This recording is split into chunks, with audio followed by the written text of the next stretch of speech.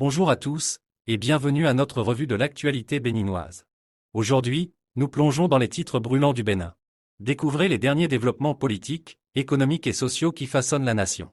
Restez avec nous pour des informations détaillées sur les enjeux qui comptent pour les Béninois. De la politique aux arts, nous vous tiendrons informés. Restez connectés pour des informations complètes et impartiales. C'est le moment de plonger dans l'actualité du Bénin. Et pour cela je vous invite à vous abonner à ma chaîne, liker la vidéo et activer la cloche de notification pour ne rien rater de nos actualités. Le sujet de la libération de l'opposante béninoise Rekia Madougou continue d'être parmi les sujets brûlants de l'actualité. En effet, depuis le 30 novembre dernier, ça fait 1000 jours que la femme politique est emprisonnée pour motif de financement du terrorisme.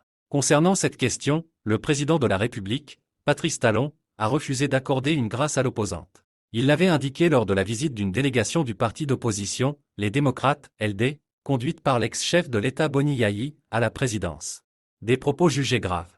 Monsieur le président Boni Yayi, je vous ai déjà dit que je ne compte pas gracier Rekia Madougou, avait déclaré, sur un ton ferme, le locataire de la Marina en réponse à son prédécesseur qui avait demandé pardon pour son ancienne ministre. Cette dernière appartient au parti LD. Si les acteurs politiques ne doivent pas rendre compte de leurs actes, ce n'est pas bien. Laissons un code à la République. Parfois le pardon peut être une faute, avait-il ajouté. Ces propos ont été jugés graves par l'avocat de l'ex-ministre de la Justice, Renaud Agbodjo. Dans une interview accordée à RFI, il a estimé que dans cette affaire, il n'a jamais été question de justice.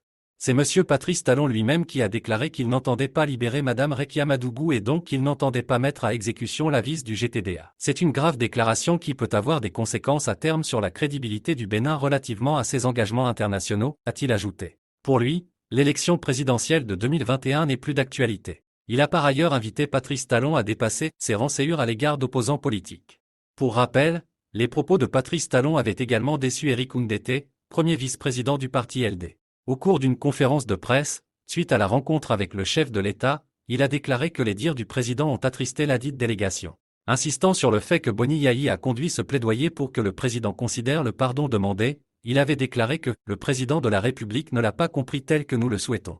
C'était pour nous comme un coup de massue, comme un coup de poignard dans les côtes.